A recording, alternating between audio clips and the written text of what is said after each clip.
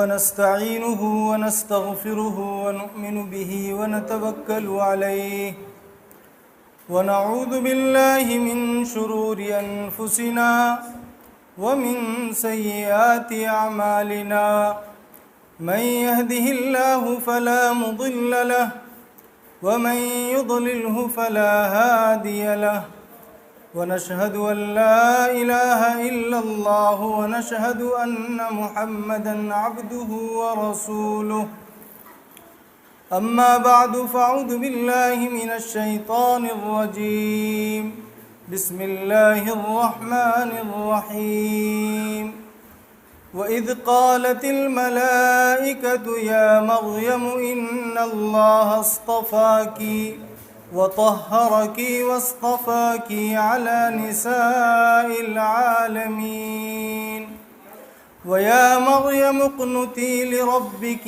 واسجدي واركعي مع الراكعين وقال النبي صلى الله عليه وسلم واتقوا الله في النساء أو كما قال النبي صلى الله عليه وسلم صدق الله العظيم وصدق رسوله النبي الكريم ونحن على ذلك لمن الشاهدين والشاكرين والحمد لله رب العالمين.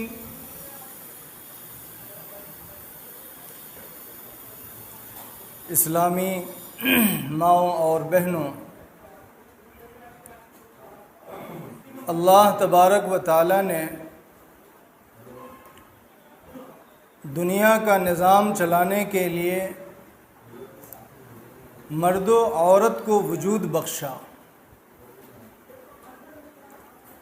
اور اللہ تبارک و تعالی نے دنیا کے نظام کی بنیاد میں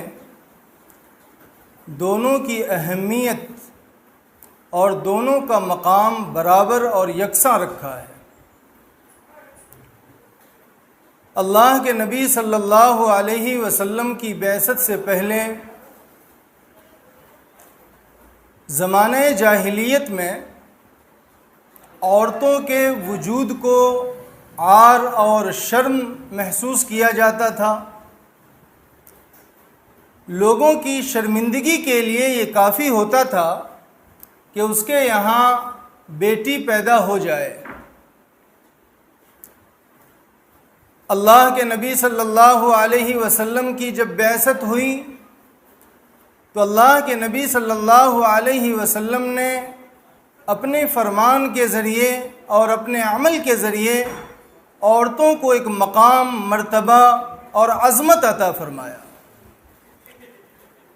آج وہ زمانہ ہے کہ دوبارہ اسی زمانہ جاہلیت کو دہرایا جا رہا ہے۔ عورتوں کو آزادی کے نام پر، عورتوں کو ملازمت کے نام پر، عورتوں کے حقوق کے نام پر، مہیلا سمان کے نام پر وہی سب کچھ کیا جا رہا ہے جو زمانہ جاہلیت میں کیا جا رہا تھا۔ اب اسلام نے عورتوں کو مقام دیا، عظمت دی، مرتبہ دیا۔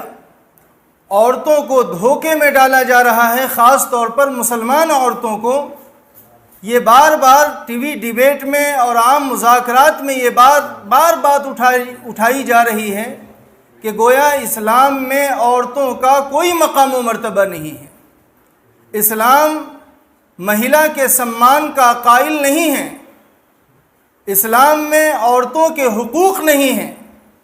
یہ ہماری مسلم ماؤں اور بہنوں کے ذہن و دماغ میں مختلف پیرائے سے یہ بات ڈالی جا رہی ہے تاکہ ہماری مائیں اور بہنیں اسلامی تعلیمات سے، اسلامی شریعت سے، اللہ اور رسول کے احکام سے متنفر ہو جائیں اور دور ہو جائیں۔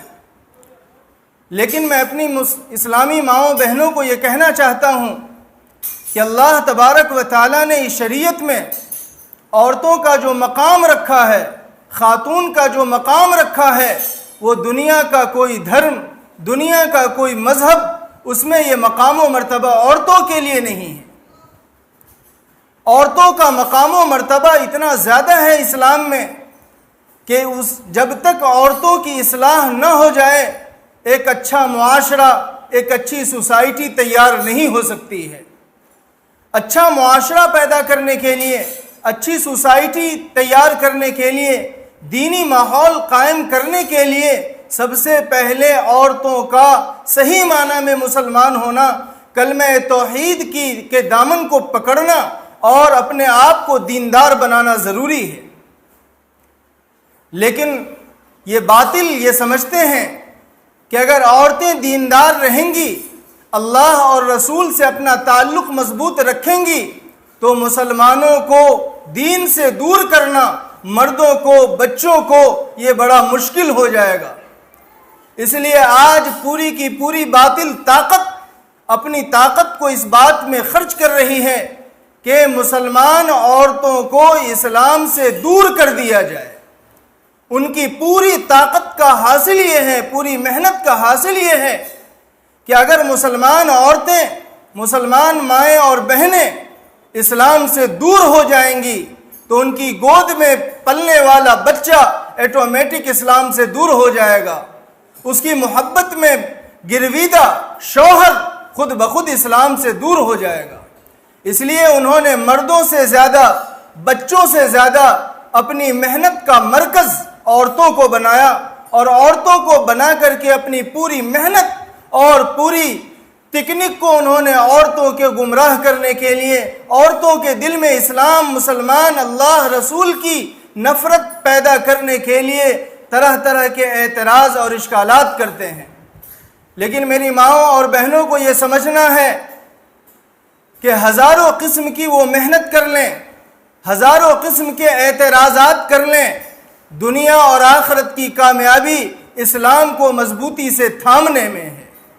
یہ کامیابی آج کی نہیں ہے، بلکہ جب سے دنیا کو اللہ تعالیٰ نے وجود میں بخشا ہے، اسی وقت سے مرد کی کامیابی بھی اور عورتوں کی کامیابی بھی اللہ تبارک و تعالیٰ اور اللہ کے نبی صلی اللہ علیہ وسلم کے احکامات پر عمل کرنے میں ہے۔ انہوں نے عورتوں کے سلسلے میں عورتوں کے ذہن و دماغ میں یہ بات ڈالنے کی کوشش کی کہ عورتوں کا کوئی مقام و مرتبہ اسلام میں نہیں ہے۔ لیکن میں اپنی ماؤں اور بہنوں سے کہنا چاہتا ہوں کہ اللہ تبارک و تعالیٰ کی نظر میں، اسلامی شریعت کی نظر میں جتنا مقام و مرتبہ عورتوں کا اس شریعت میں ہے، اتنا مقام و مرتبہ کسی دین و مذہب میں نہیں ہے۔ بلکہ جتنے حقوق، جتنی عزت اور جتنی اہمیت مرد کی ہے اسلام میں، اتنی ہی اہمیت اور اتنی ہی عزت، بلکہ اگر میں یہ کہوں کہ مردوں سے زیادہ اہمیت اور عزت عورتوں کی ہے اسلام میں، تو یہ بات بیکار نہیں ہوگی۔ مردوں کی جتنی عزت اور عظمت ہے، اس سے زیادہ عزت اور عظمت اسلام میں عورتوں کی ہے۔ آپ غور کیجئے، قرآن کریم میں اللہ تبارک و تعالیٰ نے نساء کے نام سے ایک سورت نازل فرمائی۔ اس سورت کا نام ہی سورہ نساء ہے۔ نساء عربی لفظ ہے، اس کا معنی عورت۔ زمانہ جاہلیت میں عورتوں کو بالکل شرم اور عار سمجھا جاتا تھا، میراث نہیں دی جاتی تھی، بلکہ یہ قریب کے زمانے میں ہمارے برادران وطن کے یہاں عورتوں کا یہ حال تھا، عورتوں کی اتنی عزت تھی کہ اگر کسی کا شوہر انتقال ہو جاتا تو ستی کے نام پر زندہ بیوی کو اس کے ساتھ جلا دیا جاتا تھا۔ ایک زمانہ ایسا بھی گزرا ہے کہ وہ لوگ یہ سمجھتے تھے کہ عورت کسی چیز کی مالک نہیں بن سکتی، زمین عورت کے نام پہ نہیں ہو سکتا۔ شوہر کے انتقال کے بعد عورت اپنے دیور اور گھر کے لوگوں کی نوکرانی بن جاتی تھی، وہ اپنے پسند کی دوسری شادی نہیں کر پاتی تھی۔ یہ ان کے یہاں عار اور شرم کی بات تھی۔ لیکن قربان جائیے اسلامی شریعت پر کہ اللہ کے نبی صلی اللہ علیہ وسلم نے عورتوں کے ہر پہلو کے اعتبار سے ان کے حقوق بیان فرمائے ہیں۔ جب بچی گھر میں پیدا ہوتی ہے تو وہ کسی کی بیٹی ہوتی ہے۔ اللہ کے نبی صلی اللہ علیہ وسلم نے اس پیدا ہونے والی بیٹی کا حق بیان فرمایا اللہ کے نبی صلی اللہ علیہ وسلم کی حدیث ہے، آپ فرماتے ہیں من ابتلی بشیء من هذه البنات کن له سترا من النار، کہ جس کے گھر میں بیٹی پیدا ہو اور ان بیٹیوں کی وہ ادب اور تعلیم سکھائے، اس کو تہذیب سکھائے، اللہ کے نبی علیہ السلام نے ارشاد فرمایا کہ وہ بیٹیاں جہنم سے بچنے کا ذریعہ بن جائیں گی۔ یہ بیٹیوں کی عظمت ہے۔ اگر وہ بیٹی اگر کسی ماں باپ کی دوسری بھی اولاد ہو اور وہ لڑکی کسی کی بہن بن جائے، باپ کا انتقال ہو جائے، اگر کوئی بھائی اپنے بہن کی پرورش کرتا ہے، بہن کی شادی کرتا ہے، بہن کی دیکھ بھال کرتا ہے، اللہ کے نبی علیہ السلام نے فرمایا کہ اگر کسی نے اپنے 3 بہن کی پرورش کر لی تو یہ 3 بہن کی پرورش کرنا اس کے لیے جنت میں جانے کا سبب بن جائے گا۔ بیٹی کے حقوق بیان فرمائے، بہن کے حقوق بیان فرمائے۔ جب یہی بیٹی اور یہی بہن بڑی ہوتی ہے، بالغ ہو جاتی ہے اور اس کی شادی ہو جاتی ہے تو یہ کسی کی بیوی بن جاتی ہے۔ خود بیویوں کے ساتھ حسن سلوک کرنے کی تعلیم اللہ تبارک و تعالی نے قرآن میں دی ہے، فَعَاشِرُوهُنَّ بِالْمَعْرُوفِ وَعَاشِرُوهُنَّ بِالْمَعْرُوفِ، کہ تم اپنی بیویوں کے ساتھ بھلے طریقے سے، اچھے طریقے سے زندگی گزارو۔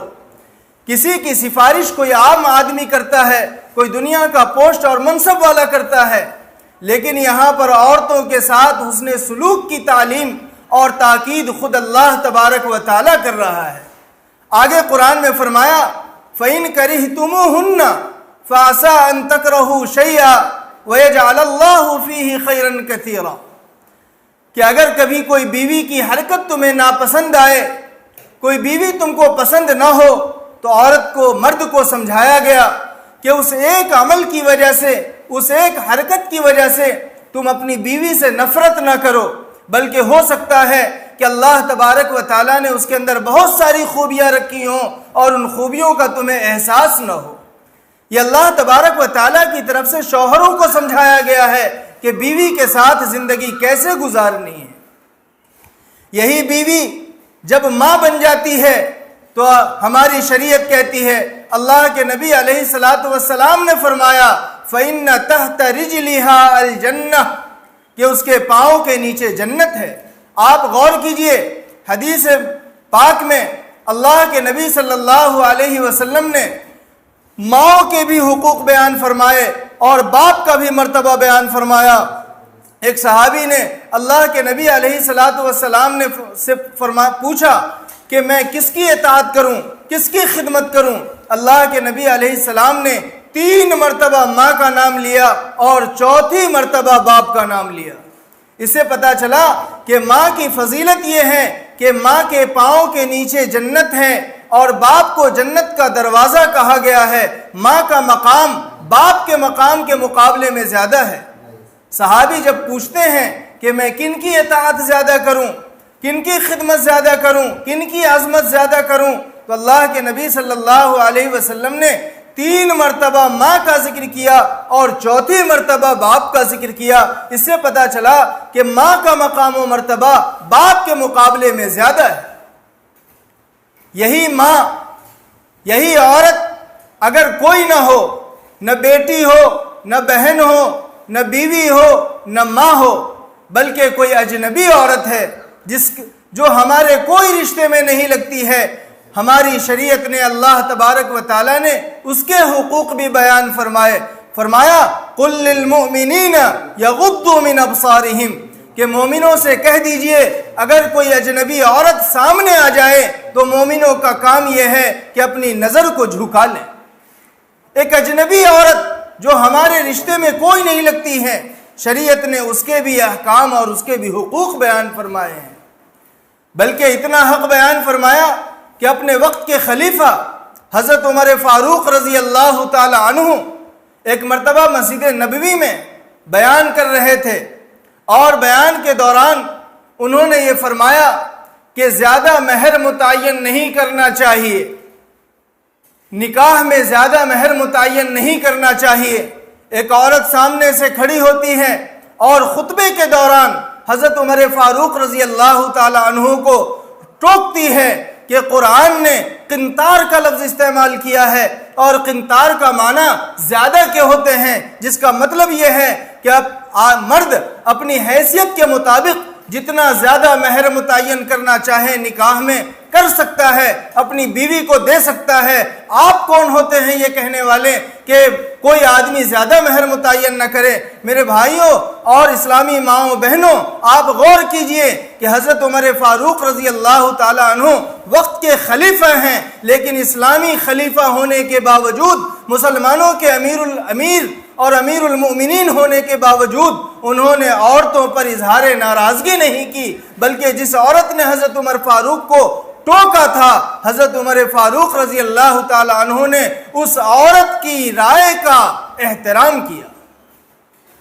یہ مسلمانوں کے خلیفہ اور امیر کے نزدیک عورت کا احترام تھا۔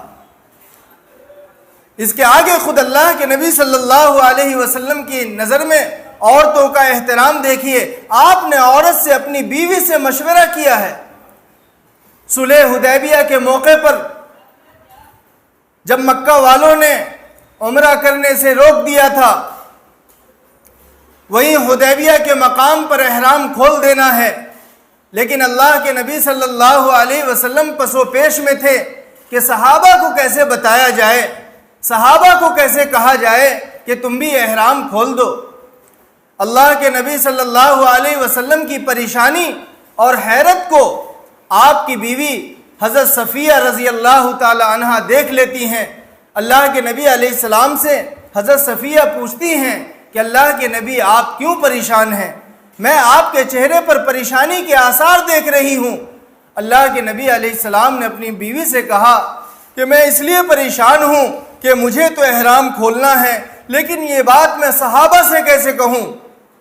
مجھے تو اپنے بال کتروانے ہیں، لیکن یہ بات میں صحابہ سے کیسے کہوں؟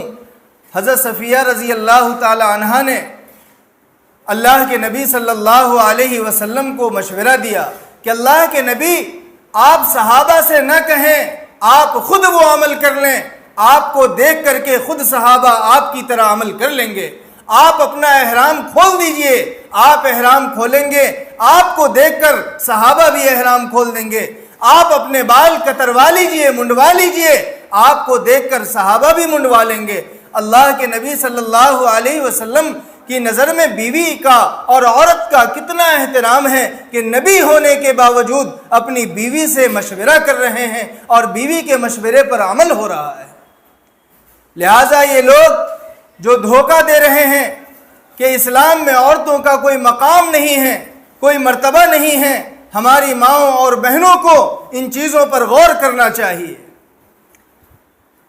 ایک زمانہ گزرا ہے، شروع سے لے کر کے آخر تک اسلام کے خاطر عورتوں نے اپنے ایمان بچانے کی بھی فکر کی ہے اور اپنے مردوں کی بھی ایمان بچانے کی فکر کی ہے۔ اس امت میں سب سے پہلے ایمان لانے والی بھی عورت ہیں، حضرت خدیجہ رضی اللہ تعالی عنہ، جنہوں نے اللہ کے نبی علیہ الصلاۃ والسلام پر سب سے پہلے ایمان قبول کیا۔ ایمان کی خاطر اپنا گلا کٹوانے والی بھی سب سے پہلی خاتون ہیں، حضرت سمیہ رضی اللہ تعالی عنہ۔ یہ عورتوں کا ہے، سب سے پہلے ایمان کا دامن تھامنے والی بھی کوئی عورت تھی، مستورات تھی، اور ایمان کی خاطر اپنے گلے کو جسم سے الگ کروانے والی، نیزہ کھانے والی، دنیا کو الوداع کہنے والی وہ بھی خاتون تھیں۔ ہماری اور ماؤں بہنوں کو بھی حضرت سمیہ رضی اللہ تعالی عنہ کو اپنا آئیڈیل بنانا چاہیے کہ دنیا میں جتنی بھی تکلیف آ جائے، جتنی بھی پریشانی آ جائے، لیکن ہم اپنے اسلام سے، اپنے اللہ سے، اپنے نبی سے، اپنی شریعت سے، اپنے قرآن سے ناطہ نہیں توڑیں گے، تعلق نہیں توڑیں گے۔ پورے باطل کی طاقت اور ان کی پوری مالداری اور پیسہ اسی کام کے لیے خرچ ہو رہا ہے کہ عورتوں کا تعلق اسلام سے توڑ دیا جائے، عورتوں کے دل میں اسلام کی نفرت بیٹھا دی جائے، قرآن کی نفرت بیٹھا دی جائے، اللہ اور اس کے رسول کی نفرت بیٹھا دی جائے۔ جب بھی یہ نفرت بیٹھانے والے اپنا بھاشن کریں، اپنا اعتراض کریں، ہماری ماؤں اور بہنوں کو اس وقت حضرت سمیہ کو یاد کر لینا چاہیے، حضرت خدیجہ کو یاد کر لینا چاہیے۔ وہ اس خاتون کی مستورات کی پوری ایک تاریخ ہے، اس تاریخ کو آپ اٹھا کر کے دیکھیں گے، آپ کو یہ اندازہ لگے گا کہ ان خاتون نے، ان مستورات نے خود اپنا بھی ایمان بچایا، اور جب بھی موقع ملا انہوں نے مردوں کی بھی تربیت کی ہے۔ میں چند واقعات پیش کرتا ہوں، ایمان کی خاطر عورتوں نے کیا قربانیاں دی ہیں اور اپنے ایمان کو کیسے بچایا ہے۔ فرعون جو وقت کا بہت بڑا بادشاہ تھا، دنیا میں 4 بادشاہ ایسے گزرے جنہوں نے پوری دنیا پر حکومت کی ہے، 2 مسلمان تھے اور 2 کافر تھے۔ کافر میں سے ایک یہی فرعون تھا اور ایک بخت نصر جو عیسائی تھا، اور مسلمان حضرت سلیمان علیہ السلام اور سکندر ذوالقرنین، 2 مسلمان اور 2 کافر جنہوں نے پوری دنیا پر حکومت کی ہے۔ آپ اسے اندازہ لگائیے کہ فرعون کتنا بڑا بادشاہ تھا، کتنی بڑی قوت اور طاقت کا مالک تھا۔ ایک مرتبہ فرعون کی بیٹی کے سر میں ایک نوکرانی کنگھی کر رہی تھی، کنگھی کرتے کرتے کنگھی ہاتھ سے گر گئی۔ اس نوکرانی نے اللہ کا نام لے کر کے کنگھی کو اٹھایا۔ اب اس بیٹی نے اپنے باپ فرعون کو، جو خود خدا ہونے کا دعویٰ کرتا تھا اور کہتا تھا انا ربکم الاعلی، کہ میں ہی خدا ہوں،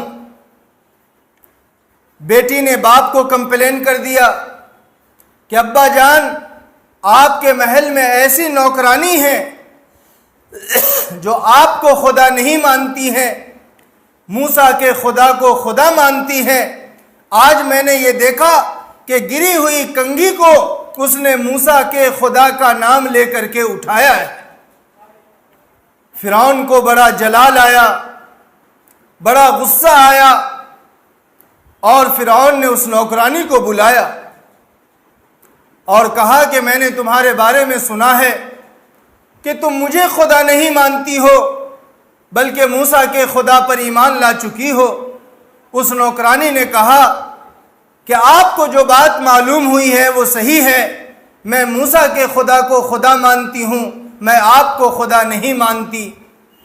اتنا سننا تھا کہ فرعون جلال میں آ گیا، غضب میں آ گیا، اور حکم دیا کہ اس کے ہاتھ، دونوں ہاتھ میں اور دونوں پاؤں میں لوہے کی کل گاڑ دی جائے۔ فرعون کا یہ طریقہ تھا کہ جب وہ سزا دیا کرتا تھا تو دونوں ہاتھ اور دونوں پاؤں میں کل گاڑ دیتا تھا۔ اسی لیے قرآن میں اس کا ذکر کیا گیا وَفِرْعَوْنَ ذِي الْأَوْتَادِ، کہ فرعون، اوتاد اس کے معنی عربی میں کل کے آتے ہیں، کہ وہ فرعون جو کل والا تھا، یعنی کیل کے ذریعے سزا دیا کرتا تھا۔ اس نوکرانی کے دونوں پاؤں میں اور دونوں ہاتھ میں کل گاڑ دیا، اور گاڑنے کے بعد اس کو خوب سزا دی، اور پھر پوچھا کہ اب تو یہ بتا کہ اب مجھے خدا مانتی ہے یا فرعون یا موسیٰ کے خدا کو خدا مانتی ہے۔ قربان جاؤ میری ماؤں اور بہنوں، اس نوکرانی کی زبان پر فرعون کی اتنی سزا کو جھیلنے کے باوجود دونوں پاؤں میں لوہے کی کل گڑی ہوئی ہے، دونوں ہاتھ میں لوہے کی کل گڑی ہوئی ہے، لیکن وہ نوکرانی کہتی ہے کہ فرعون چاہے تو میری جان لے لے، لیکن میں موسیٰ کے خدا پر ایمان لا چکی ہوں، میں اس سے اپنا ناطہ اور تعلق توڑنے والی نہیں ہوں۔ فرعون نے کہا، کسی وزیر نے مشورہ دیا فرعون کو کہ ایسا کیا جائے کہ اس کی جو بیٹی ہے دودھ پینے والی، اس کو لا کر کے اس کے پیٹ پر، سینے پر رکھ کر کے ذبح کیا جائے۔ ہو سکتا ہے کہ ماں کی ممتا جوش میں آ جائے اور بیٹی کے گردن پر چھری کو جب وہ چلتی ہوئی دیکھے تو آپ کو خدا مان لے اور موسیٰ کے خدا کا انکار کر دے۔ ایسے ہی ہوا، اس नौकरानी की छोटी लड़की को लाया गया जो दूध पी रही थी, ला करके उस नौकरानी के सीने पर रखा गया और पूछा गया कि अब भी तू ये बता कि मुझे खुदा मानती है या मूसा के खुदा को खुदा मानती है। कुर्बान जाओ, वो नौकरानी के सीने पर बेटी रखी हुई है, उसके गर्दन पर छुरी चलने वाली है, लेकिन फिर भी वो नौकरानी ये कहती है कि मैं मूसा के खुदा को खुदा मानती हूँ। ये तो एक बेटी है, अगर मेरे पास इससे भी ज्यादा बेटी होती तो मैं उसको भी कुर्बान करने के लिए तैयार होती, लेकिन जिसको मैं खुदा मान चुकी हूँ उसका इनकार नहीं कर सकती। हर तरह की तकलीफ को बर्दाश्त किया, लेकिन अल्लाह से का इनकार, ईमान से अपना ताल्लुक तोड़ करके जालिमों का साथ नहीं दिया, अल्लाह के दुश्मनों का साथ नहीं दिया, अल्लाह के इनकार करने वालों के ग्रुप में नहीं गई। जब ये सब कुछ हुआ, फिरौन ने जब उस नौकरानी को मरवा दिया, उसने जाकर के अपनी बीवी से जिक्र किया, हजरत आसिया रजी अल्लाह ताला अन्हा से, कि आसिया तुम्हें कुछ मालूम है, हमारे महल में एक ऐसी नौकरानी थी जो मुझे खुदा नहीं मानती थी और मूसा के खुदा को खुदा मानती थी। हजरत आसिया ने पूछा कि आपने उसके साथ क्या बर्ताव किया? हजरत आसिया के सवाल पर फिरौन ने कहा कि मैंने तो उसको कत्ल कर दिया, मैंने उसकी जान ले ली। हजरत आसिया रजी अल्लाह ताला अन्हा कहती हैं कि फिरौन याद रखो, जिस खुदा पर वो नौकरानी ईमान लाई थी, उसी खुदा पर, मूसा के खुदा पर मैं भी ईमान रखती हूँ। अब जब ये सुनना था, अब तक तो नौकरानी ईमान ला चुकी थी, लेकिन अब वो औरत कह रही है जो फिरौन की बीवी है। बीवी के नाम मुंह से जब फिरौन ने ये सुना कि मैं भी ईमान ला चुकी हूं, फिरौन बिल्कुल पागल सा हो गया, गजबनाक हो गया, और उसने फौरन सारे वजीरों को जमा किया। सारे वजीरों को जमा करने के बाद उसने हजरत आसिया रजी अल्लाह ताला अन्हा को बुलाया और बुला करके कहा कि आसिया, तुम्हारे पास अब भी वक्त है कि तुम मूसा के खुदा का इनकार कर दो और मुझे खुदा मान लो। हजरत आसिया रजी अल्लाह ताला अन्हा ये फरमाती हैं कि फिरौन, चाहे तुम मुझे जितनी भी सजा दे दो, मैं मूसा के खुदा पर जब ईमान ला चुकी हूं तो मैं उसका इनकार नहीं कर सकती। फिरौन जलाल में आता है, गजब में आता है, और पूरे वज़रा के मजमा के सामने ये हुक्म देता है जल्लाद को कि आसिया के बदन का कपड़ा निकाल लिया जाए। अंदाजा लगाइए कि एक मजमा के सामने अगर मर्द के जिस्म से कपड़ा निकाल लिया जाए तो मर्द को भी शर्म आएगी, लेकिन वो तो एक खातून थी और फिरौन के महल में रहने वाली रानी थी। तमाम वज़रा के सामने, महल के दरबारियों के सामने हजरत आसिया रजी अल्लाह ताला अन्हा के बदन से कपड़ा निकाल लिया गया और पूछा गया कि अब ये बताओ कि तुम मुझे खुदा मानती हो या मूसा के खुदा पर अभी भी ईमान रखती हो। हजरत आसिया रजी अल्लाह ताला अन्हा ने फिर वही जवाब दिया कि मैं मूसा के खुदा को खुदा मानती हूँ। फिरौन ने अगली सजा तजवीज़ की, जल्लाद को कहा कि आसिया के बदन की खाल को निकाल लिया जाए और खाल को निकाल करके उस पर मिर्ची छिड़क दी जाए। अंदाज़ा लगाइए कि ये सारी सज़ा ईमान की खातिर मिल रही है। हज़रत आसिया रज़ी अल्लाह ताला अन्हा जिंदा है और जिंदा औरत के बदन की खाल को निकाला जा रहा है। खाल को निकालते निकालते निकाल लिया गया और उस पर मिर्ची डाल दी गई, नमक डाल दिया गया। हज़रत आसिया रज़ी अल्लाह ताला अन्हा तड़पने लगी اور تڑپتے تڑپتے ان کی زبان سے نکلا جس لفظ کو قرآن نے بھی نقل کیا ہے، رب ابن لی عندک بیتا فی الجنہ، اے میرے رب میرے لیے جنت میں ایک مکان بنا دیجئے، وَنَجِّنِي مِن فِرْعَوْنَ وَعَمَلِهِ، فرعون اور اس کے عمل سے مجھے نجات دے دیجئے، دنیا میں فرعون مجھے تکلیف پہنچا رہا ہے، مجھے ستا رہا ہے، میرے بدن کے کھال نکال چکا ہے، مجھے مردوں کے سامنے ننگا کر چکا ہے، کھال نکال کر کے مرچی ڈال چکا ہے، مولا اب مجھ سے برداشت نہیں ہو رہا، مجھے اپنے پاس بلا لیجئے اور اپنی جنت میں میرے لیے مکان بنا دیجئے۔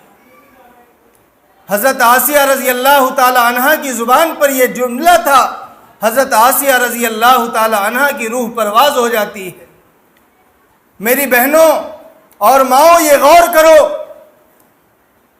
آج عہدے اور منصب کے لالچ میں، دولت اور پیسوں کے لالچ میں ہماری مائیں اور بہنوں کی خبر آتی ہیں کہ فلاں جگہ مسلمان بچی اسلام سے ہندو بن گئی، اسلام سے اپنا تعلق ختم کر لیا۔ لیکن ذرا حضرت آسیہ رضی اللہ تعالی عنہا کی حالت پر غور کیجئے، فرعون جس کے پاس سب سے بڑا عہدہ تھا اور دنیا کا اس وقت وہ سب سے بڑا مالدار تھا، حضرت آسیہ رضی اللہ تعالی عنہا نے ایمان کی خاطر سب سے بڑے عہدے کو چھوڑ دیا، عہدے والے فرعون کو چھوڑ دیا، اور ایمان کی خاطر اس وقت کے سب سے بڑے مالدار فرعون کو چھوڑ دیا۔ آج ہم ایمان کو عہدے کے لیے چھوڑ رہے ہیں، ہماری مائیں اور بہنیں ایمان کو دولت کے لیے چھوڑ رہی ہیں، عہدے کے لیے چھوڑ رہی ہیں، راحت اور سکون کے لیے چھوڑ رہی ہیں، دنیا کی چند روزہ زندگی کے لیے چھوڑ رہی ہیں۔ لیکن حضرت آسیہ رضی اللہ تعالی عنہا نے ہمیشہ کی زندگی کے لیے فرعون کے چند دنوں کے عہدے کو چھوڑ دیا، چند دنوں کی دولت کو چھوڑ دیا۔ روایت میں آتا ہے کہ حضرت آسیہ رضی اللہ تعالی عنہا نے ایمان کی خاطر اتنی بڑی قربانی دی، اللہ تبارک و تعالی نے حضرت آسیہ کو یہ انعام دیا کہ جنت میں ان کا نکاح اللہ کے نبی سے ہوگا۔ دنیا کے بادشاہ کو ایمان کی خاطر چھوڑا، اللہ کے نبی اللہ تبارک و تعالی نے دونوں جہاں کے بادشاہ سے حضرت آسیہ کا نکاح کروا دیا۔ کتنا بڑا مقام و مرتبہ ہے۔ حضرت آسیہ کی زندگی ہماری ماؤں اور بہنوں کے لیے آئیڈیل ہے۔ جب ایمان کا مزہ دل میں بیٹھ جاتا ہے، جب ایمان کی مٹھاس دل میں آ جاتی ہے، تو پھر ایمان کو دل سے نکالنا مشکل ہو جاتا ہے۔ جان دینا، جسم کے ٹکڑے ٹکڑے کروا دینا یہ آسان ہو جاتا ہے، لیکن ایمان کا دامن نہیں چھوڑا جاتا ہے۔ آج پورے ہندوستان میں مختلف علاقوں سے خبریں آتی ہیں کہ فلاں لڑکی مرتد ہو گئی، فلاں ہندو لڑکے سے نکاح کر لیا۔ اس کی وجہ یہی ہوتی ہے کہ اس کے دل میں ایمان بیٹھا نہیں ہے، ایمان کی مٹھاس اسے محسوس نہیں ہوتی ہے۔ اگر ایمان کی مٹھاس محسوس ہوئی ہوتی، ایمان کی چاشنی دل میں بیٹھی ہوتی، ایمان نے اگر اس کے دل میں اپنا گھر بنا لیا ہوتا، تو چند کوڑیوں کے بدلے اور چند عہدے اور منصب کے بدلے میں وہ اللہ اور رسول سے منہ موڑ کر کے اس کے پاس نہ جاتی۔ قرآن کریم میں ایک سورت ہے سورہ بروج۔ سورہ بروج میں میری ماؤں اور بہنوں غور کیجیے، اماں پارہ میں ہے، آپ پڑھتی ہوں گی۔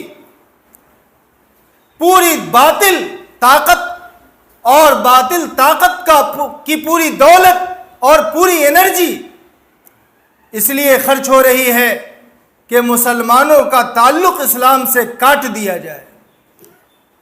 قرآن کریم میں سورہ بروج میں اللہ تبارک و تعالی نے ارشاد فرمایا، وَمَا نَقَمُوا مِنْهُمْ إِلَّا أَن يُؤْمِنُوا بِاللَّهِ الْعَزِيزِ الْحَمِيدِ، کہ جتنے کافر ہیں یہ کافر مسلمانوں سے اسی بات کا بدلہ لے رہے ہیں کہ ان مسلمانوں نے ایک اللہ پر ایمان رکھا ہے۔ ان کی نظر میں اگر مسلمانوں کا، عورتوں کا، بہن کا، بیٹیوں کا، مسلمان مردوں کا اگر کوئی جرم ہے تو سب سے بڑا جرم یہ ہے کہ ان کا ایک اللہ پر ایمان ہے، قرآن پر ایمان ہے، اسلام پر ایمان ہے، نبی پر ایمان ہے، جنت پر جہنم پر ایمان ہے۔ جس دن اسلام سے اپنا ناطہ توڑ لیا، قرآن سے اپنا ناطہ توڑ لیا، اللہ اور رسول سے اپنا ناطہ توڑ لیا، تو ہزاروں سنگین جرم کرنے کے باوجود ان کے نزدیک کوئی جرم نہیں ہوتا ہے۔ سورہ بروج میں اللہ تبارک و تعالیٰ نے ایک واقعہ نقل کیا ہے۔ اللہ کے نبی صلی اللہ علیہ وسلم سے کی ولادت سے 40 سال پہلے کا یہ واقعہ ہے۔ اس وقت حضرت عیسیٰ علیہ السلام کی شریعت تھی۔ ایک بادشاہ کا ایک جادوگر تھا، ساحر تھا۔ وہ ساحر بوڑھا ہو گیا، جادوگر بوڑھا ہو گیا۔ اس جادوگر نے بادشاہ کو یہ کہا کہ اب تو میں بوڑھا ہو گیا ہوں، مجھے کوئی ایسا لڑکا دیا جائے جس لڑکے کو میں اپنا علم سکھا دوں تاکہ میرے مرنے کے بعد وہ لڑکا آپ کا کام کر سکے۔ ایک لڑکے کو چنا گیا، سلیکٹ کیا گیا۔ وہ لڑکا روزانہ اس جادوگر کے پاس آتا اور اس سے علم سیکھ کر کے جاتا۔ راستے میں ایک راہب کا مکان پڑتا تھا، خانقاہ پڑتی تھی۔ وہ راہب اس زمانے کے اعتبار سے حضرت عیسیٰ علیہ السلام کی شریعت پر تھا اور اس زمانے کا برحق آدمی تھا، اللہ والا تھا۔ اس کے پاس آنے جانے لگا۔ ایک دن وہ بچہ جادوگر کے پاس جا رہا تھا، دیکھا کہ راستے میں ایک شیر راستہ کو بلاک کر کے گھیر کر کے بیٹھا ہوا ہے۔ نہ ادھر کا آج لوگ ادھر جا سکتے ہیں، نہ ادھر کے لوگ ادھر آ سکتے ہیں۔ اس بچے کے دل میں آیا کہ آج امتحان لے لوں کہ یہ راہب برحق ہے یا وہ جادوگر برحق ہے۔ اس نے ایک پتھر اٹھایا اور پتھر اٹھانے کے بعد یہ کہا کہ اللہ، اگر یہ راہب برحق ہے، اس کا دین صحیح ہے، تو اس پتھر سے وہ شیر مر جائے، اور اگر وہ جادوگر صحیح ہے تو یہ شیر نہ مرے۔ یہ کہہ کر کے اس نے پتھر پھینکا۔ جیسے ہی پتھر جا کر کے شیر کو لگا، شیر وہیں مر گیا۔ اب اس کو یقین ہو گیا کہ یہ راہب، یہ اللہ والا برحق ہے، یہ دین، اس کا دین برحق ہے۔ اب جب یہ خبر لوگوں میں پھیلی، لوگوں میں عام ہوئی، تو ایک اندھا آدمی جو بادشاہ کا درباری تھا، وہ اس بچے کے پاس آیا اور یہ کہا کہ میرے لیے دعا کر دو، اللہ تبارک و تعالیٰ میری روشنی کو لوٹا دے، مجھے بینا بنا دے۔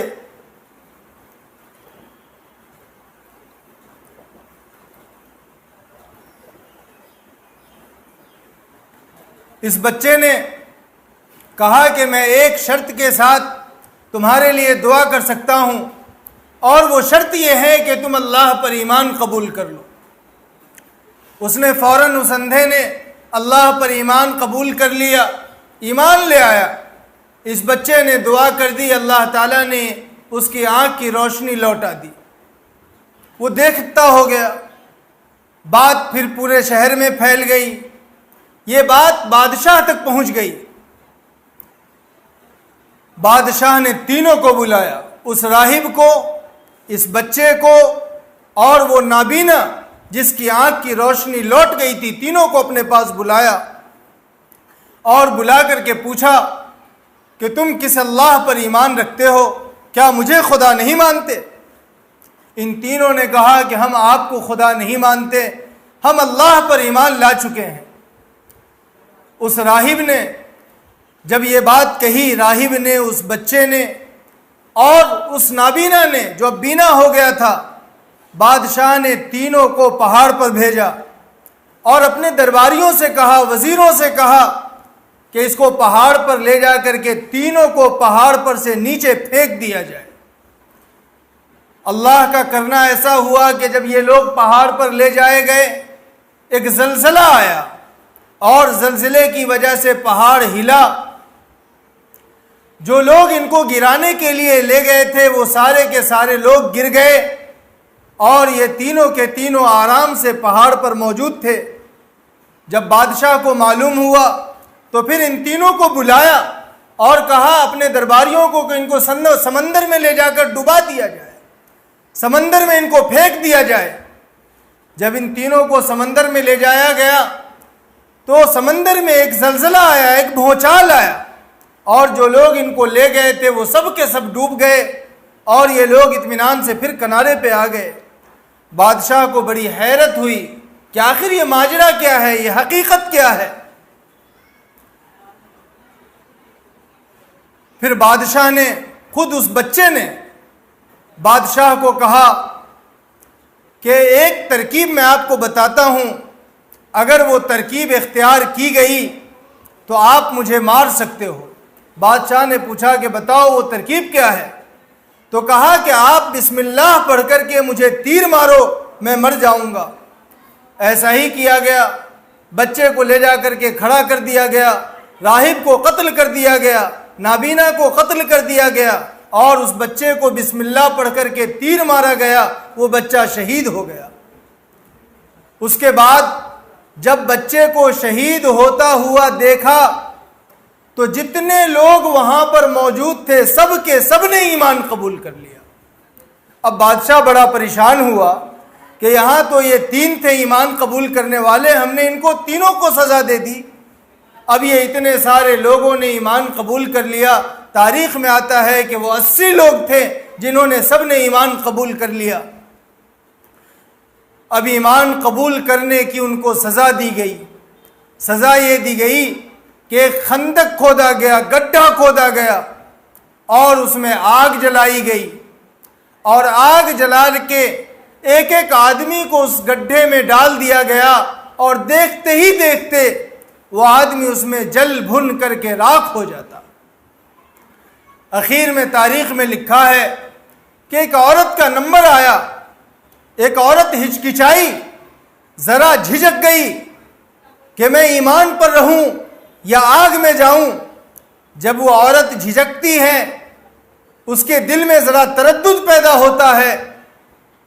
ایک چھوٹی بچی تھی، اس کی معصوم بچی، اللہ تبارک و تعالیٰ نے اس کو بولنے کی طاقت دی، قوت گویائی دی۔ اس بچی نے اپنی ماں کو کہا کہ ماں، آپ جس راستے پر ہیں وہ راستہ اللہ کا راستہ ہے، وہ راستہ، وہ دین برحق دین ہے، آپ آگ سے نہ ڈریں، آگے سب آرام ہی آرام ہے۔ ماں کو اس بچی کی آواز سن کر کے بڑا صبر ہوا، بڑی تشفی ہوئی۔ ماں بالکل تردد کے بغیر، کسی شک کے بغیر آگ میں کود گئی۔ تاریخ میں لکھا ہے کہ 80 کے 80 آدمیوں کو وہاں پر جلا کر کے راکھ کر دیا گیا۔ میری ماؤں اور بہنوں، یہ جو ان لوگوں کو سزا دی گئی ہے وہ ایمان کے بدلے میں سزا دی گئی ہے۔ اللہ تبارک و تعالی اپنے بندوں کو آزماتا ہے، اور دنیا کی طاقت، یہ باطل قوتیں ایمان والوں کو صرف ایمان کی وجہ سے سزا دیتی ہیں۔ اس لیے میری ماؤں اور بہنوں کو ایمان کا مذاکرہ کرنا ہے۔ صحابیات اللہ والیوں کا گزری ہیں، صحابیات گزری ہیں، ولی اللہ گزری ہیں، ان کے واقعات کو پڑھنا ہے۔ ان کے واقعات کو پڑھ کر کے اپنے دل کے اندر ایمان کی شمع کو روشن کرنا ہے۔ اللہ تبارک و تعالیٰ نے آج جو ہمارے معاشرے میں یہ تصور ہو گیا ہے کہ بڑا سے بڑا کام صرف مرد کر سکتا ہے، عورتیں وہ کام نہیں کر سکتی ہیں، یہ بات بالکل غلط ہے۔ جتنی صلاحیت اللہ تبارک و تعالیٰ نے مردوں کے اندر رکھی ہے، اتنی ہی صلاحیت اللہ تعالیٰ نے عورتوں کے اندر رکھی ہے۔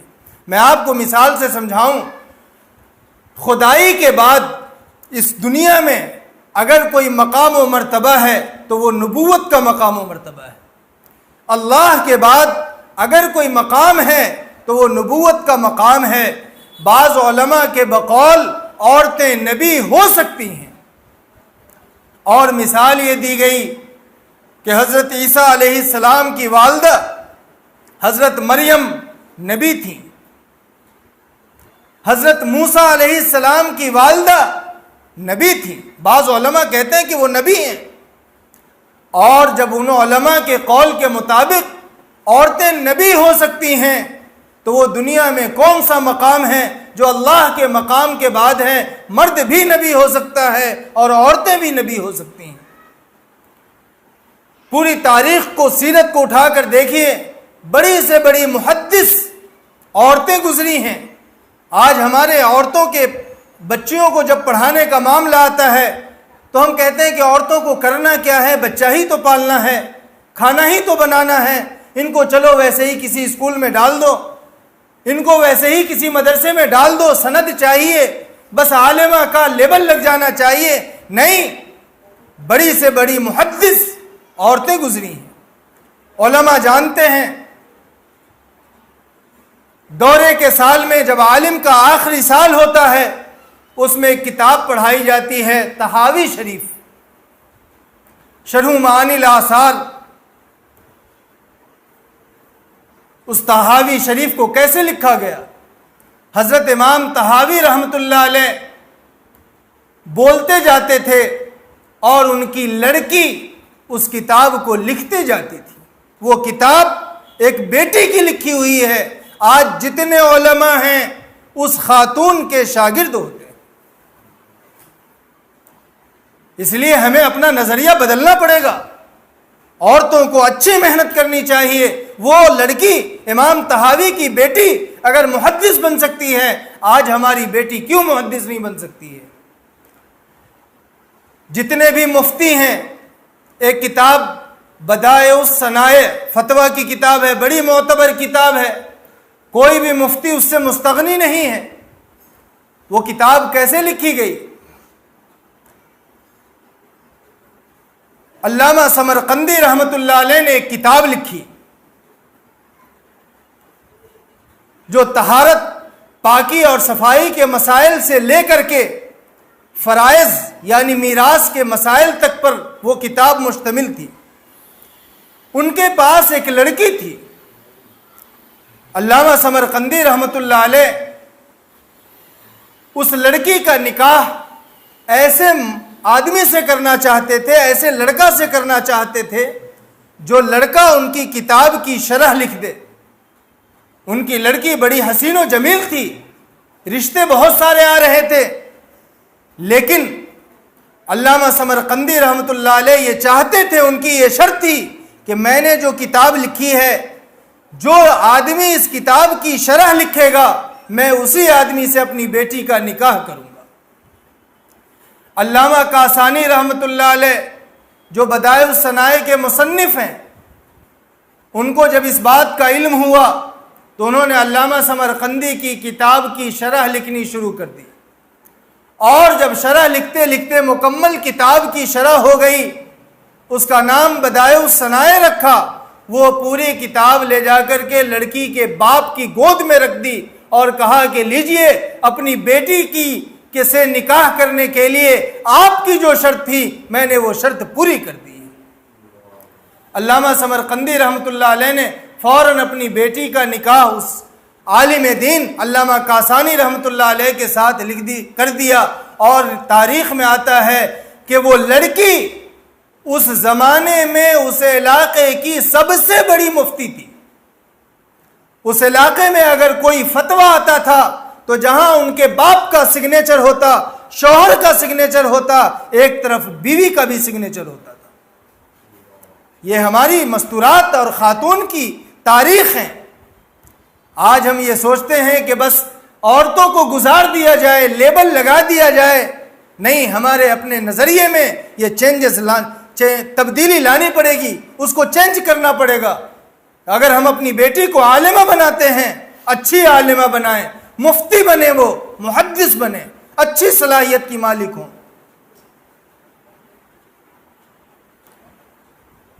اور یہی نہیں کہ وہ حدیث پر کام کی، افتاء پر کام کیا، ایمان کے لیے قربانی دی، ایسے ایسے ان کی تاریخ ملتی ہے، اللہ اکبر، کہ ایک عورت ہو کر کے کیسا کیسا کام کیا، ایک دوسرے مردوں کی تنبیہ کی۔ آپ نے سنا ہوگا بہت بڑے اللہ والے تھے حضرت حسن بصری رحمۃ اللہ علیہ۔ حضرت حسن بصری کی اصلاح اسی بصرہ کی رہنے والی حضرت رابعہ بصریہ رحمۃ اللہ علیہا نے کیا تھا۔ کیسی خاتون تھیں، آج ہماری مائیں اور بہنیں بھی ویسی بن سکتی ہیں۔ ایک مرتبہ حضرت رابعہ بصریہ رحمۃ اللہ علیہا حضرت حسن بصری کے یہاں آئیں مسئلہ پوچھنے کے لیے۔ معلوم ہوا کہ حضرت حسن بصری اپنے گھر پر نہیں ہیں۔ پوچھا کہ وہ کہاں گئے؟ معلوم ہوا کہ کسی سمندر کے کنارے پر بیٹھ کر کے وہ اللہ کا ذکر کر رہے ہیں۔ حضرت رابعہ بصریہ وہاں چلی گئیں۔ جب وہاں پہنچی تو دیکھا کہ حضرت حسن بصری پانی پر مصلی بچھا کر کے نماز پڑھ رہے ہیں۔ یہ ان کی کرامت تھی، پانی پر مصلی بچھا کر کے نماز پڑھ رہے ہیں۔ حضرت رابعہ بصریہ نے جب یہ دیکھا تو ان کو یہ اچھا نہیں لگا۔ حالانکہ حضرت حسن بصری بہت بڑے ولی ہیں، تمام ولیوں کے امام ہیں، نقش بندی سلسلے کے شیخ ہیں، لیکن حضرت رابعہ بصریہ کو یہ بات اچھی نہیں لگی کہ اگر آپ ولی ہیں تو ولی ہو کے بھی آپ کو کوئی ایسا کام نہیں کرنا چاہیے جو لوگوں سے الگ ہو، لوگوں سے جدا ہو، کیونکہ اس میں اپنی بڑکپن ظاہر ہوتی ہے، اس میں تکبر کی بو آتی ہے کہ لوگوں تم پانی پر نماز نہیں پڑھ سکتے، دیکھو میں اتنا بڑا اللہ کا ولی ہوں کہ پانی پر نماز پڑھتا ہوں۔ حضرت رابعہ بصریہ کو یہ بات اچھی نہیں لگی۔ انہوں نے یہ سوچا کہ حضرت حسن بصری کی تنبیہ کی جائے، ان کی اصلاح کی جائے۔ فوراً حضرت رابعہ بصریہ نے اپنے مصلی کو ہوا میں اڑایا اور ہوا میں اڑا کر کے وہ نماز پڑھنے لگی۔ جیسے ہی حضرت حسن بصری پانی پر نماز پڑھ رہے ہیں مصلی بچھا کر کے، حضرت رابعہ بصریہ ہوا میں اپنے مصلی کو پھیلا دیا اور نماز اس پر کھڑی ہو کر کے پڑھ رہی ہیں۔ حضرت حسن بصری کی جب نگاہ پڑی، فوراً حضرت حسن بصری نے اپنے مصلی کو سمیٹا اور سمیٹ کر کے کنارے پر آ گئے۔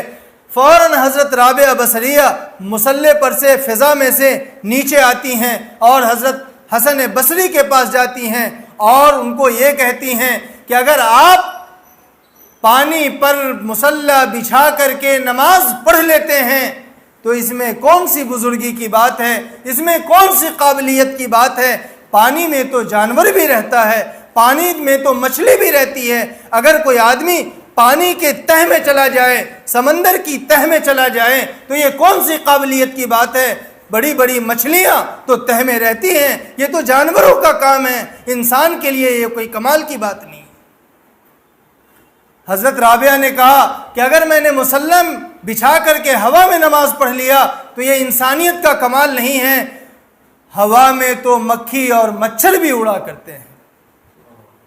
اس کے بعد حضرت حسن بصری کی تنبیہ کرتی ہیں کہ انسان کی ولایت اور انسان کا کمال تو یہ ہے کہ وہ کمرے میں بیٹھا ہو اور عرش پر اللہ سے بات چالو ہو، وہ فرشی ہو اور عرش سے اس کا تعلق ہو، وہ کسی کونے میں بیٹھ کر کے قسم کھا رہا ہو اور اللہ عرش سے اس کے قسم کے مطابق فیصلہ کر رہا ہو۔ حضرت حسن بصری نے جب حضرت رابعہ کی یہ بات سنی، حضرت حسن بصری نے فوراً توبہ کی اور اس کے بعد سے انہوں نے کبھی پانی پر مصلی بچھا کر کے نماز نہیں پڑھی۔ آپ اندازہ لگائیے کہ ایک جو اولیاء کے شیخ ہیں ان کی تنبیہ کرنے والی اور ان کو صحیح راستہ بتانے والی ایک خاتون حضرت رابعہ بصری ہیں۔ میں ایک واقعہ پڑھ رہا تھا ایک صحابیہ کا، کتنا بڑا کتنا اہم، اللہ اکبر۔ ہماری ماؤں اور بہنوں صحابیات کے واقعات پڑھیے۔ حضرت جابر رضی اللہ تعالی عنہ صحابی ہیں، ان کا ایک لڑکا تھا، بڑا حسین و جمیل چھوٹا لڑکا تھا، بیمار ہو گیا۔ حضرت جابر رضی اللہ تعالی عنہ نے ان کو دوا دلا دی، اور دوا دلانے کے بعد وہ بچہ تھوڑا ٹھیک بھی ہو گیا۔ لیکن اتنے ہی میں حضرت جابر رضی اللہ تعالی عنہ کا کوئی سفر آ گیا، جنگ پر ان کو جانا تھا، وہ چلے گئے۔ اور جب وہ چلے گئے، ادھر بچے کا انتقال ہو گیا۔ حضرت جابر رضی اللہ تعالی عنہ واپس اپنے گھر پر آئے۔ اگر ہماری مائیں اور بہنیں ہوتیں تو فوراً چیخنا چلانا شروع کر دیتی، رونا شروع کر دیتی، لیکن اندازہ لگائیے کہ ایک خاتون، ایک بیوی اپنے شوہر کو کیسے سنبھالتی۔ جب حضرت جابر رضی اللہ تعالی عنہ گھر پر آئے، پوچھا کہ لڑکے کا کیا حال ہے؟ بیوی نے کہا الحمدللہ بخیر وعافیہ۔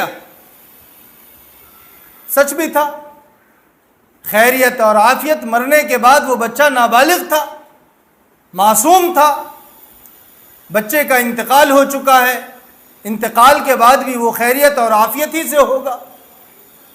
اس کے بعد شوہر سے کہا کہ آپ سفر سے آئے ہیں، تھکے ہوئے ہیں، آپ منہ ہاتھ دھو کر کے پہلے کھانا کھا لیجئے۔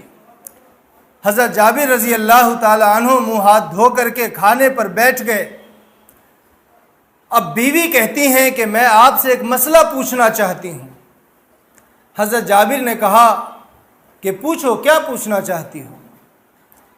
بیوی کہتی ہیں کہ مجھے ایک مسئلہ یہ پوچھنا ہے کہ اگر آپ کے پاس کوئی آدمی ایک مدت کے لیے اپنی امانت رکھے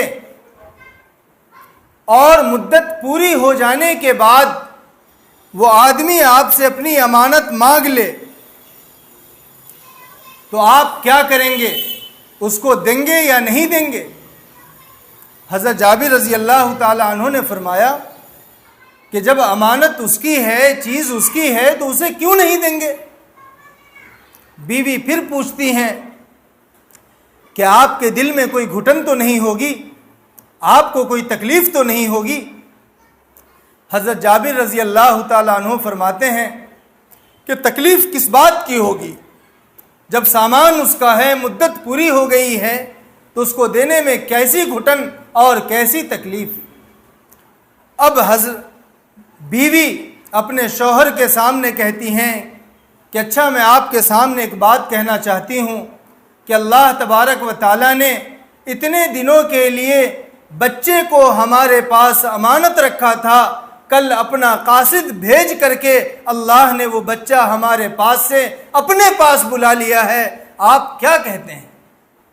یہ سن کر کے حضرت جابر رضی اللہ تعالی عنہ نے اپنی بیوی کی پیشانی پر بوسہ دیا، ہاتھ چوم لیا کہ خاتون ایسی ہونی چاہیے۔ اتنے اچھے انداز میں حضرت جابر رضی اللہ تعالی عنہ کے سامنے یہ مسئلہ رکھا کہ حضرت جابر رضی اللہ تعالی عنہ کو غم کا احساس نہیں ہو پایا۔ یہ خاتون کی تاریخ ہے، پوری تاریخ، پوری سیرت عورتوں کی صفحات اور کتابیں بھری ہوئی ہیں، جس میں ہماری ماؤں اور بہنوں کے لیے کافی چیزیں ہیں، لیکن ضرورت اس بات کی ہے کہ اس پر عمل کیا جائے، ایمان کے بول بولے جائیں اور اس سے زیادہ اپنے دل میں ایمان کو بیٹھایا جائے۔ میں نے کہا تھا کہ مردوں کی اصلاح سے زیادہ، بچوں کی اصلاح سے زیادہ عورت کی اصلاح کی ضرورت ہے، اور میں مبارکباد دیتا ہوں ان لوگوں کو جنہوں نے یہ سلسلہ شروع کیا۔ الحمدللہ اس سے کافی اصلاحی منظر پیدا ہوگا اور اصلاحی کارنامے رونما ہوں گے، اور مرد سے زیادہ اس لیے ضروری ہے عورت کی اصلاح کہ مرد ایک وقت وہ آتا ہے کہ عورت کی بات ماننے پر مجبور ہو جاتا ہے۔ اگر کوئی مرد نماز نہ پڑھتا ہو، اگر عورت یہ کہہ دے کہ آپ جب تک نماز نہیں پڑھیں گے میں آپ کا فلاں کام نہیں کروں گی، آپ اللہ کی نہیں مانتے، میں بھی آپ کی نہیں مانوں گی جب تک آپ اللہ کی نہیں مانیں گے۔ وہ مرد دیکھیے ہفتے میں 10 دن میں نمازی بن جائے گا۔ ایک عورت کی گود میں بچہ پرورش پاتا ہے۔ آپ جتنے علماء اکابر کو دیکھیں گے ان کے پیچھے کوئی نہ کوئی ماں نیک بہادر نظر آئیں گے۔ امام بخاری رحمۃ اللہ علیہ اپنی ماں کی دعا کا صدقہ ہیں۔ خواجہ نظام الدین اولیاء دلی والے، ان کے حالات میں لکھا ہے ان کی ماں، اللہ اکبر، یہ خواجہ نظام الدین اولیاء ویسے ہی ولی نہیں بنے ہیں۔ ماں کے بارے میں لکھا ہے کہ جس دن کھانے کا ہوتا بچے کو کھلا دیتی اور اللہ کا شکر ادا کرتی، اور جس دن کھانے کا نہیں ہوتا تو اپنے بچے کو کہتی کہ بچے آج ہم سب اللہ کے مہمان ہیں، اللہ کے مہمان ہیں۔ بچہ پہلے ہی پوچھ لیتا جس دن کھانے کا نہیں ہوتا کہ امی ہم اللہ کے مہمان کب بنیں گے۔ حضرت خواجہ نظام الدین اولیاء اپنی والدہ سے پوچھتے کہ امی ہم اللہ کے مہمان کب بنیں گے۔ اس لیے میری ماؤں اور بہنوں، اپنے اندر اصلاح کی ضرورت ہے، ایمان پیدا کرنے کی ضرورت ہے۔ مجھے ایک واقعہ یاد آ رہا ہے، یہ واقعہ سنا کر اپنی بات میں ختم کر دوں گا۔ پرانے زمانے میں ایک بادشاہ گزرا ہے۔ اس بادشاہ نے اپنے بیٹے کو کسی جنگ پر بھیجا۔ ادھر سے خبر آئی کہ اس کا لڑکا شکست کھا گیا ہے، دشمنوں سے ہار گیا ہے، دشمنوں سے مغلوب ہو گیا ہے۔ بادشاہ کو بڑا تعجب ہوا۔ اس نے اپنی بیوی کو آ کر کے پوچھا، بتایا کہ میں نے اپنے لڑکے کو فوج لے کر کے فلاں دشمن سے مقابلے کے لیے بھیجا تھا، میرا لڑکا شکست کھا گیا، ہار گیا۔ جیسے ہی وہ بادشاہ اپنی بیوی کو یہ بات بتاتا ہے، بیوی کہتی ہے کہ یہ ہو نہیں سکتا کہ میرا بیٹا دشمن سے شکست کھا جائے، یا تو وہ غالب ہو کر آئے گا یا وہ شہید ہو کر آئے گا، شکست کھا کر کے آ جائے، ایسا ہو نہیں سکتا۔ بادشاہ نے بیوی کی بات سن کر کے کہا کہ تم کو اتنا اصرار کیوں ہے؟ میرے CID نے بتایا ہے، معتبر ذریعے سے مجھے یہ خبر معلوم ہوئی ہے کہ میرا لڑکا شکست کھا گیا ہے، اور تم اصرار کر رہی ہو کہ تمہارا لڑکا شکست نہیں کھا سکتا۔ عورت اپنی ضد پر اڑی رہی۔ بادشاہ اپنے گھر سے محل میں چلا جاتا ہے۔ پھر خبر آتی ہے کہ لڑکا فتح یاب ہو چکا ہے، فاتح بن کر کے آیا ہے۔ اب اس بادشاہ کو بڑا تعجب ہوا کہ آخر میری بیوی کو کیسے پتہ چل گیا پہلے؟ وہ تو بڑے اصرار کے ساتھ کہہ رہی تھی، یقین کے ساتھ کہہ رہی تھی کہ میرا بیٹا کبھی شکست نہیں کھا سکتا، آخر ایسا اس کو یقین کیسے ہو گیا؟ بادشاہ نے اپنی بیوی سے پوچھا کہ راز کیا ہے؟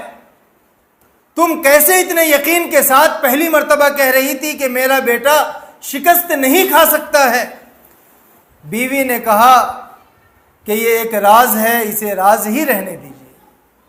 لیکن بادشاہ نے اصرار کیا، پریشر کیا کہ تم یہ راز مجھے بتاؤ۔ بیوی نے یہ راز بتایا، راز سے پردہ ہٹایا، کہا کہ مجھے اس لیے یقین تھا کہ جب سے مجھے یہ معلوم ہوا تھا کہ یہ بچہ میرے پیٹ میں پرورش پا رہا ہے، مجھے حمل ٹھہر گیا ہے، میں نے اللہ سے 2 معاہدہ کیا تھا، اللہ سے 2 وعدہ کیا تھا۔ ایک وعدہ تو یہ کیا تھا کہ اللہ میں آج سے کوئی حرام بلکہ مشتبہ لقمہ بھی اپنے پیٹ کے اندر نہیں جانے دوں گی، اور دوسرا جب وہ بچہ پیدا ہو گیا تو میں نے اللہ سے یہ معاہدہ کیا کہ 2 سال جب تک یہ بچہ دودھ پیتا رہے گا میں اس کو بغیر وضو کے دودھ نہیں پلاؤں گی۔ مجھے یہ یقین تھا کہ میرے بیٹے کی رگوں میں جو خون دوڑ رہا ہے وہ حلال روزی والا خون ہے، اور جو خون حلال روزی سے جاتا ہے وہ کبھی دشمن کے سامنے شکست نہیں کھایا کرتا۔ اسی لیے میں نے کہا تھا کہ میرا بیٹا یا تو فاتح ہوگا یا شہید ہو جائے گا، لیکن شکست کھا کر کے الٹے پاؤں دشمن سے گھبرا کر کے نہیں بھاگ سکتا۔ میری ماؤں اور بہنوں، ایک وہ بادشاہ کی بیوی تھی جو اتنی نعمتوں میں رہ کر کے، محل میں رہ کر کے، راحت اور سہولت میں رہ کر کے اللہ سے یہ معاہدہ کر سکتی ہے۔ کیا آج ہماری مائیں اور بہنیں یہ اللہ سے معاہدہ نہیں کر سکتی؟ آج بھی اگر مائیں اور بہنیں ایسی پیدا ہو جائیں کہ اللہ سے یہ معاہدہ کر لیں کہ میں بغیر وضو کے اپنے بچے کو دودھ نہیں پلاؤں گی، کبھی حرام لقمہ نہیں کھاؤں گی، خاص طور سے جس دن سے حمل کا پتہ چلا ہے ڈیلیوری تک حرام لقمہ اپنے پیٹ میں نہیں جانے دوں گی، پھر دیکھیے ان کی نسل سے کیسے علماء پیدا ہوتے ہیں، محدث پیدا ہوتے ہیں، داعی پیدا ہوتے ہیں، مجاہد پیدا ہوتے ہیں۔ اللہ آج بھی وہی کر سکتا ہے، لیکن ہماری خاتون کی توجہ، ہماری مستورات کی توجہ اس طرف سے ہٹ گئی ہے۔ اللہ تبارک و تعالیٰ سے دعا ہے کہ اللہ تبارک و تعالیٰ ہماری مردوں کی، عورتوں کی، جوانوں کی، بوڑھوں کی، اللہ تبارک و تعالیٰ تمام دین سے جڑے ہوئے لوگوں کی، مسلمانوں کی اصلاح فرمائے۔ وآخر دعوانا ان الحمدللہ رب العالمین۔ بسم اللہ الرحمن الرحیم۔ اللہم صلی علی محمد وعلی آل محمد کما صلیت علی ابراہیم وعلی آل ابراہیم انک حمید مجید۔ اللہم بارک علی محمد وعلی آل محمد کما بارکت علی ابراہیم وعلی آل ابراہیم انک حمید مجید۔ اللہ ہمارے گناہوں کو معاف فرما دیجئے، اللہ ہماری خطاؤں کو درگزر فرما دیجئے۔ اللہ بڑے گنہگار ہیں، اللہ بڑے خطا کار ہیں، اللہ بڑے پاپی ہیں، اللہ بڑے سیاہ کار ہیں۔ اللہ ہم سب کو معاف فرما دیجئے، اللہ مردوں کو معاف فرما دیجئے، اللہ امت کی عورتوں کو معاف فرما دیجئے، اللہ امت کے جوانوں کو معاف فرما دیجئے، اللہ امت کے بوڑھوں کو معاف فرما دیجئے، اللہ ہم سب کو معاف فرما دیجئے، اللہ ہم سب کو معاف فرما دیجئے۔ اللہ بڑا مبارک دن ہے، اللہ بڑا مبارک وقت ہے، اللہ ہم سب کو معاف فرما دیجئے۔ اے اللہ جو باتیں کہی گئی ہیں، اللہ کہنے والے کو بھی، اللہ سننے والے کو بھی، سب اللہ دین کے محتاج ہیں، اللہ سب آپ کی بات کی محتاج ہیں، اللہ سب شریعت کے محتاج ہیں۔ اے اللہ سب کو عمل کرنے والا بنا دیجئے، اللہ سب کو عمل کرنے والا بنا دیجئے۔ اللہ اپنی محبت ہمارے دلوں میں ڈال دیجئے، اللہ اپنی محبت ہمارے دلوں میں ڈال دیجئے، اپنے نبی کی محبت ہمارے دلوں میں ڈال دیجئے۔ اے اللہ اسلام کی محبت ہمارے دلوں میں ڈال دیجئے، اے اللہ ایمان کی محبت ڈال دیجئے، قرآن کی محبت ڈال دیجئے، نماز کی محبت ہمارے دلوں میں بیٹھا دیجئے۔ اے اللہ کفر کی نفرت بیٹھا دیجئے، اے اللہ نفاق کی نفرت بیٹھا دیجئے، اے اللہ فسق و فجور کی نفرت بیٹھا دیجئے۔ اے اللہ ہم سب سے راضی ہو جائیے، اے اللہ ہم سب سے راضی ہو جائیے۔ اے اللہ ہماری زندگی میں دین پیدا فرما دیجئے، اے اللہ ہماری زندگی میں دین پیدا فرما دیجئے۔ اے اللہ ہمارے مردوں کی اصلاح فرما دیجئے، ہماری عورتوں کی اصلاح فرما دیجئے، ہمارے نوجوانوں کی اصلاح فرما دیجئے۔ اے اللہ ہم سب کو دیندار بنا دیجئے، اے اللہ ہم سب کو دیندار بنا دیجئے۔ اے اللہ کفر سے ہماری حفاظت فرما لیجئے، اے اللہ شرک سے حفاظت فرما لیجئے، اے اللہ مرتد ہونے سے حفاظت فرما لیجئے۔ اے اللہ ہماری اور قیامت تک آنے والی ہماری نسلوں کی کفر و شرک سے حفاظت فرما لیجئے۔ اے اللہ ہم سب کو صحابیات کے طریقے پر چلنے والا بنا دیجئے۔ اے اللہ ہم سب کو صحابیات کے، صحابہ کے طریقے پر چلنے والا بنا دیجئے۔ اے اللہ اس طریقے پر چلا دیجئے جس طریقے پر چلنے سے آپ اور آپ کے نبی راضی ہوتے ہیں۔ اے اللہ اس طریقے سے پر چلنے سے ہم سب کی ماؤں بہنوں کی، مردوں کی حفاظت فرما لیجئے جس پر چلنے سے آپ اور آپ کے نبی ناراض ہوتے ہیں، وہ راستہ جہنم تک لے جاتا ہے۔ وصلی اللہ تعالی علی خیر خلقہ محمد وآلہ وصحبہ اجمعین برحمتک یا ارحم الراحمین۔